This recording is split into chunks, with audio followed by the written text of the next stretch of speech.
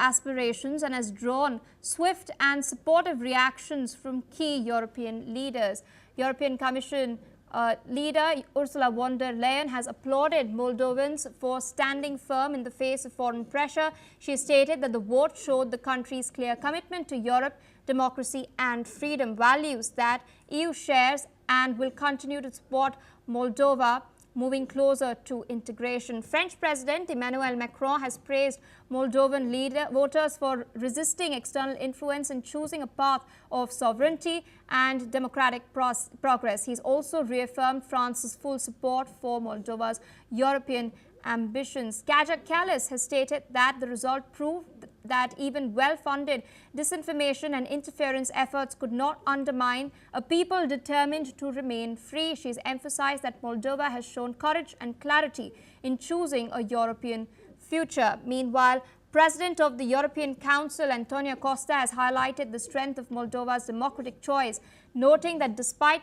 clear attempts by Russia to influence the election, Moldovans voted overwhelmingly for reform, democracy and deeper ties with Europe. Of course, the statements have been flashing on your screen. Still with us on the broadcast is Alison Mutler.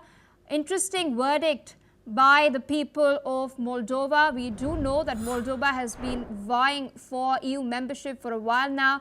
It applied and was granted a candidate in status in 2022, and accession negotiations commenced last year, with now President Maya Sandu's pro-EU party returning to power with a clear majority. Is this process likely to be accelerated?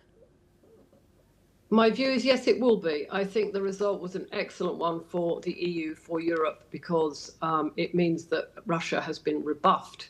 Russia no longer has Russia has not managed to unseat Maya Sandu and sway the election and return Moldova to Moscow's orbit, which is what it wanted.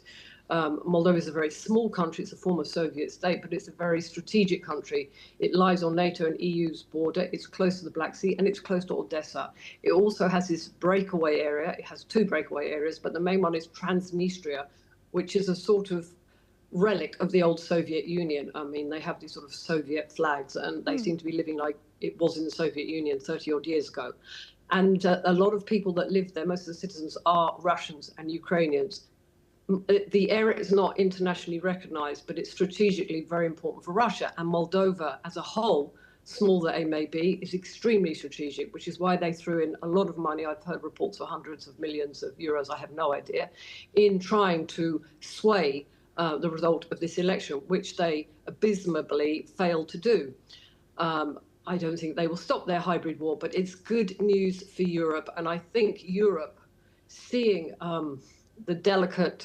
the fragile state that this part of the world is in, I wouldn't be surprised if they accelerated Moldova's accession process, particularly as they see the EU sees Maya Sandu as an extremely reliable partner.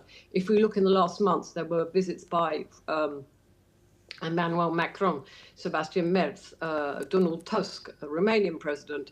A lot of European leaders made very prominent visits to Chisinau to show their support to Maya Sandu.